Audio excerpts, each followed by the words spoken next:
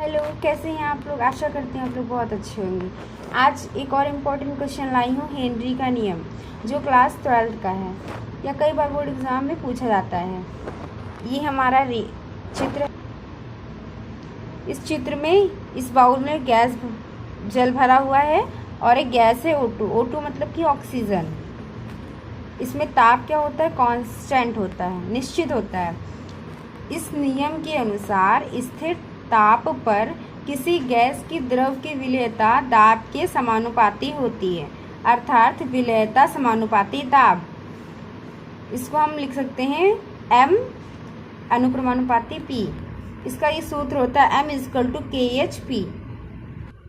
हम लोगों को इसके सूत्र के बारे में जान लेना चाहिए। M हमारा क्या होता है, घुली हुई गैस की मात्रा, मतलब कि जल में कितनी गैस की मात्रा घुल रही है, तो हमारा M होता है। KH क्या होता है, हमारा हेनरी नियतांक, और P हमारा होता है दाब। अब कई बार पूछा जाता है 2 नंबर में कि हेनरी की सीमाएं क्या क्या होती हैं, तो कई होती हैं। एक पहली होती है या तनु विलयन पर ही लागू होता है। तनु मतलब क्या होता है, जिसमें विलय के पदार्थ की मात्रा कम होती है, सांद्र में जिसमें ज़्यादा होती है, ठीक है। और दूसरा है, इसमें ताप उच्च होना चाहिए। हेनरी का नियम उसी विलयन पे लागू होगा जिसका क्या ताप उच्च होता है। इसमें या तो कम होना चाहिए, या तो बहुत ज़्यादा उच्च होना चाहिए, या तो बहुत कम होना चाहिए। इसमें विलय की मात्रा विलायक से कम होती है। हेनरी के नियम की सीमाएं क्या क्या थी, और ध्यान से देखिए, सीमाएं मतलब कि यहाँ अनुप्रयोग की बात हुई है।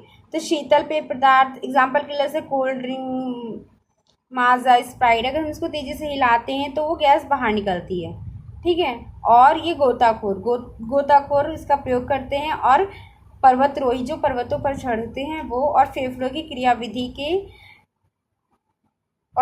क्रियाविधि भी हेनरी के नियम पर ही लागू होती है।